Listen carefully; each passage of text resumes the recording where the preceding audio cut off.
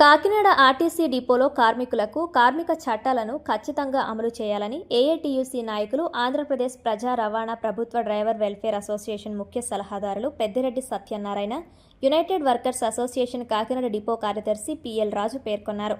శుక్రవారం United workers association కార్యాలయంలో జరిగిన విలేకరుల సమావేశంలో వారు మాట్లాడారు. ఆర్టీసీ డిపోలో పనిచేస్తున్న కార్మికుల సమస్యలను పరిష్కరించకపోతే పెద్ద ఎత్తున ఉద్యమాన్ని చేపడతామన్నారు. అదేవిధంగా రోడ్డు ప్రమాదంలో కాలు కోల్పోయిన పాలిక యజమానికి నిబంధనల ప్రకారం తక్షణమే ఉద్యోగం ఇవ్వాలన్నారు. ఆర్టీసీ డ్రైవర్లను వేధింపులకు గురిచేస్తున్న అధికారులపై జిల్లా కలెక్టర్ షాన్మోహన్ సగ్లి చర్యలు తీసుకోవాలని డిమాండ్ చేశారు. ఈ కార్యక్రమంలో యూనియన్ నాయకులు వెంకటేశ్వర్లు, ఎంఆర్వి రావు, వాసు, అంజీ, గోవింద్, డిఎస్ నారాయణ, ఎల్జే రావు తదితరులు పాల్గొన్నారు. కార్మిక చట్టాలకు వ్యతిరేకంగా యాజమాన్యాలు వ్యవహరిస్తాయి.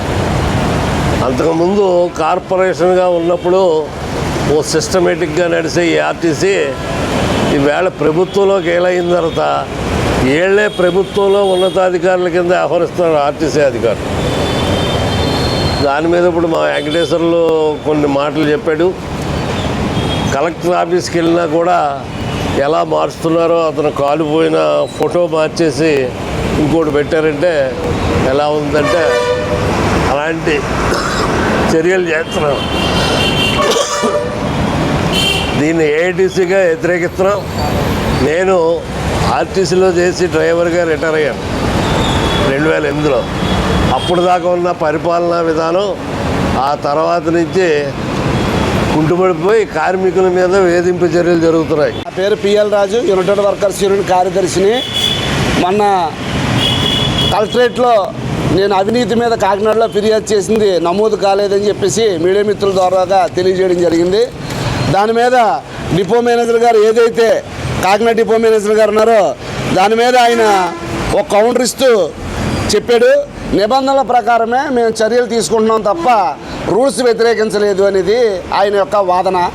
అలాగే నన్ను వేధింపు చర్యలకు పాల్పడలేదని ఆయన చెప్పడం జరిగింది. ఇది వాస్తవం తెలుసుకోవాలంటే నేను 3వ తారీఖు 11వ నెలలో నేను కలెక్టరేట్లో కాకినాడ రిజర్వేషన్ కౌంటర్లో జరిగిన అవినీతి మీద ఏవిసిబి విచారణ జరిపించాలని చెప్పడం జరిగింది. దాని మీద నన్ను ఏదైతే విశాఖపట్నం చార్ట్ ఉందో నాది చార్టు, నాకు గతంలో నేను నైట్ విశాఖపట్నం వచ్చి 6 అవర్స్ రెస్ట్లో నేను విశాఖపట్నం రాలేనని చెప్పి వ్రాతపూర్వకంగా కాగితం రాసిస్తే నాకు 2 విశాఖపట్నం, డే విశాఖపట్నం జరుగుతున్నాయి. ఈ ఫిర్యాదు ఇచ్చిన కాడి నుంచి కూడా మీరు వెళ్ళి మా మస్తరు ఫిర్యాదు చేసుకోవాలి, మీడియా సమూహంగా తెలియజేస్తుంది. నాకు రాత్రి 17:30 విజయవాడ, అలాగే ఉదయం 9:30 విశాఖపట్నం, 7 గంటల భద్రాచలం, దాన్ని 19:45 షెడ్యూల్ తిప్పుతున్నారు. దీనివల్ల నా ఆరోగ్య పరిస్థితులను మీడియా మిత్రులతో తెలియజేశాను. ఆయన నన్ను ఏ విధమైన ఇబ్బందులకు గురి చేయట్లేదంటే, మీరు చాటు దగ్గరికి వెళ్ళి అక్కడ పరిస్థితులు తెలుసుకుంటే నేను సంతకం పెట్టింది, ఏ టైంకి డ్యూటీకి వెళ్ళాను, ఏ టైంకి డ్యూటీ అన్నీ కూడా పక్కాగా ఉంటాయి. ఆయన అయితే నన్ను కాకినాడలో ప్రశ్నించే గొంతుకు నొక్కేలనే ఉద్దేశంతో నా మీద వేధింపు చర్యలకు పాల్పడుతున్నారు. అలాగే నిబంధనల ప్రకారంగా ఆయన ప్రతి చర్య తీసుకుంటున్నారంటే, ఈయనకి కాలు పోయింది. కాలిపోతే ఆయన ఏం చెప్పారంటే, ఆయనకి ప్రత్యామ్నాయం ఉద్యోగం కావాలని అడిగారు. మేము పైకి లెటర్ రాసామను అంటే యాక్సిడెంట్ జరిగి ఇప్పటికి 4 సంవత్సరాలు అయింది. పైకి రాసిందంటే ఏంటి రెస్పాన్సిబిలిటీ? అదే కాకుండా ఆయన ఫోటో మార్ఫింగ్ చేసి కలెక్టర్ ఆఫీసులో ఇచ్చారు. ఇది వాస్తవమా కాదా?